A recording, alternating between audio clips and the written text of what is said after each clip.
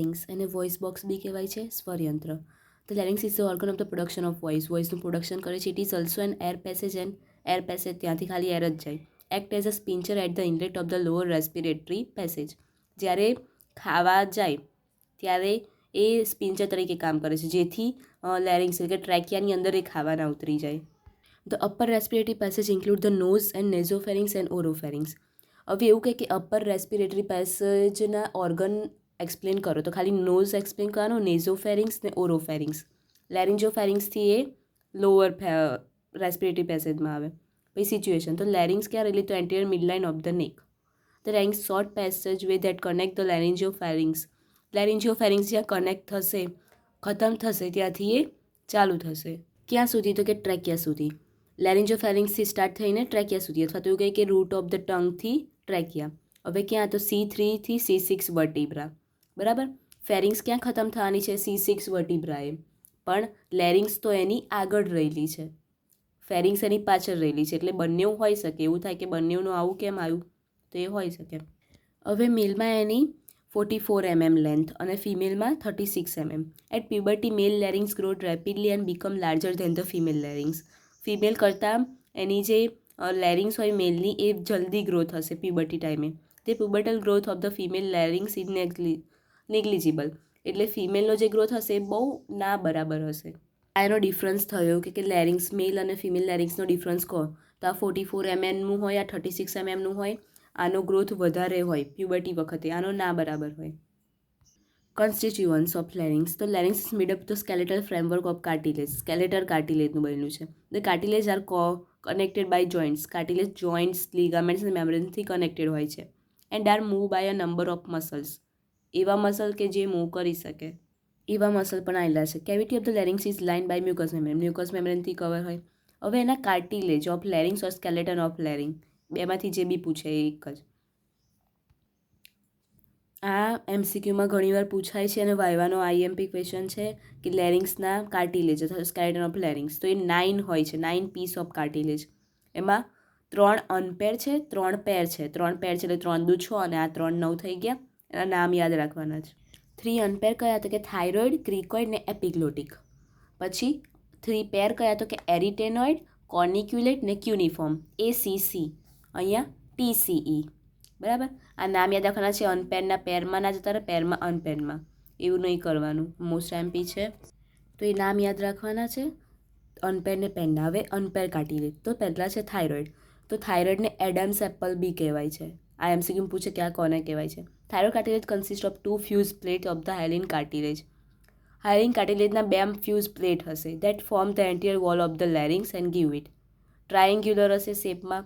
It is usually larger in males than females. Thyroid gland જે આપણે ભણીએ છીએ ને એ વાળું કાર્ટિલેજ. પછી due to the influence of the male sex hormone during puberty. મેલના સેક્સ હોર્મોનના લીધે એ લાર્જર હોય છે. The ligament that connect the thyroid cartilage to the hyoid bone is called the thyrohyoid membrane. એવું લિગામેન્ટ જે thyroid કાર્ટિલેજના hyoid બોનથી connect કરે છે અને થાઇરોહાયોઇડ મેમ્બ્રેન કહેવાય. V shape in cross section. Cross સેક્શનમાં વી શેપ હોય. પછી બીજું આવે છે ક્રિકોઇડ, તો એ રિંગ શેપનું હોય. એપિગ્લોટિક એ લીફ શેપનું હોય. આ ત્રણેયના શેપ યાદ રાખવાના છે. ટ્રાયેન્ગ્યુલર, રિંગ ને લીફ. તો આ અનપેર થયા. હવે પેર કાર્ટિલેજ. પેરમાં એરિટેનોઇડ, તો સ્મોલ પિરામિડ શેપના હોય છે. પછી cartilage most important since then influence the position and tension of the vocal cord. પછી કોનિક્યુલેટમાં શું 2 સ્મોલ કોનિકલ નોડ્યુલ્સ હોય. ક્યુનિફોર્મમાં 2 સ્મોલ રોડ શેપના હોય. આ બધાના શેપ યાદ રાખવાના છે. હવે લેરિન્જિયલ જોઇન્ટ્સ, તો જોઇન્ટ કયા છે, તો ક્રિકોથાઇરોઇડ જોઇન્ટ, ક્રિકો એરિટેનોઇડ જોઇન્ટ. આ ક્રિકોઇડ ને થાઇરોઇડ જોડે એટલે ક્રિકોથાઇરો અને એરિટેનોઇડ જોડે ક્રિકો એરિટેનોઇડ જોઇન્ટ. પછી આ મસલ બી IMP છે કે લેરિંગ્સના ઇન્ટ્રિન્સિક મસલ, તો મસલ છે. કઈ રીતે યાદ રાખવાના છે, જો પહેલું કયું યાદ રાખવાનું છે, તો કે ક્રિકોથાઇરોઇડ. આ ક્રિકોને થાઇરોઇડ જોડે એટલે કે ક્રિકોથાઇરોઇડ. હવે એવું જ સેમ, ખાલી પોસ્ટિરિયર પહેલું એક થઈ ગયું, આપણે જોઈન્ટમાં જોયું ક્રિકોથાઇરોઇડ. હવે બીજું શું હતું, ક્રિકો એરિટેનોઇડ. તો ક્રિકો એરિટેનોઇડ આવી ગયું. તો હવે સેમ એવું પોસ્ટિરિયર ક્રિકો એરિટેનોઇડ અને લેટરલ ક્રિકો એરિટેનોઇડ. પછી એકલું ટ્રાન્સવર્સ એરિટેનોઇડ. પહેલાં એકલું લેવાનું, પછી એને ક્રિકો જોડ લેવાનું. પછી ટ્રાન્સવર્સ ને ઓબ્લિક એરિટેનોઇડ. પછી આવે છે હવે આપણે ક્રિકોને થાઇરો અને એરિટેનોઇડ સાથે જોડ્યું, તો હવે થાઇરો અને એરિટેનોઇડને મિક્સ કરી દેવાનું, એટલે થાઇરો એરિટેનોઇડ. પછી થાઇરો એપિગ્લોટિસ, પછી વોકાલિસ. આ 3 યાદ રહે તો રાખવાના કે થાઇરોઇડને એપિગ્લોટિસ સાથે કનેક્ટ કરવું, અને એરિટેનોઇડને એપિગ્લોટિસ, એટલે થાઇરો એપિગ્લોટસ અને એરી એપિગ્લોટસ. ખબર પડી? પહેલાં ક્રિકોને થાઇરોઇડ જોડે, પછી ક્રિકોને એરિટેનોઇડ જોડે, બંને પછી એરિટેનોઇડને એકલું. હવે એરિટેનોઇડ અને થાઇરોઇડને મિક્સ કરી દેવાનું. પછી થાઇરોઇડને એપિગ્લોટિક બી લેવાય અને એરિટેનોઇડને એપિગ્લોટિસ બી લેવાય. તો આ મસલ્સ યાદ રાખવાના છે. લિગામેન્ટને મેમ્બ્રેન એકવાર નજર મારી દેવાની છે કે એક્સ્ટ્રિન્સિક ને ઇન્ટ્રિન્સિક. એમાં થાઇરોહાઇડ મેમ્બ્રેન છે, આપણે આગળ જો થાઇરોઇડ ટુ હાયોઇડ, હાયો એપિગ્લોટિક એટલે એપિગ્લોઇડ ટુ હાયોઇડ. પછી ક્રિકોટ્રેક્યુલર, તો ક્રિકોઇડ ટુ ટ્રેકિયા, એ લિગામેન્ટના નામ છે. એવી રીતે આ બાજુ એ ફાઇબ્રો ઇલાસ્ટિક મેમ્બ્રેન હશે, બ્લોડ સીટ, પછી મ્યુકસ મેમ્બ્રેન સાઈડ રહેલું હશે, ક્વાડ્રેટ મેમ્બ્રેન હોય. ખાલી એકવાર જોઈ લેવાનું છે. હવે આવે છે આર્ટરી સપ્લાય. તો લેરિન્સ ભણીએ છીએ તો સુપિરિયર અને ઇન્ફિરિયર લેરિન્જિયલ આર્ટરી, વેન બી એવી જ. પછી ડીપ સર્વાઇકલ નોડ તો બધામાં આવશે કેમ કે સર્વાઇકલ આગળ રહેલા છે એટલે. નવ સપ્લાય બી લેરિન્જિયલ નવ. એનું એપ્લાય એસ્પેક્ટ સોજો આવે એટલે કે લેરિન્જાઇટિસ, ઇન્ફેક્શન આવું, પછી હોર્સનેસ ઓફ વોઇસ થઈ જવું કેમ કે વોઇસ બોક્સ છે. પછી ઇડીમાં એટલે ઓબ્સ્ટ્રક્શન આવું બ્રીથિંગમાં. નેરોઇક્સ પાર્ટ છે. પછી લેરિન્જોસ્કોપી એટલે એક્ઝામિનેશન કરવા. હવે આવે છે ટ્રેકિયા, જેને શ્વાસ પ્રણાલી બી કહેવાય.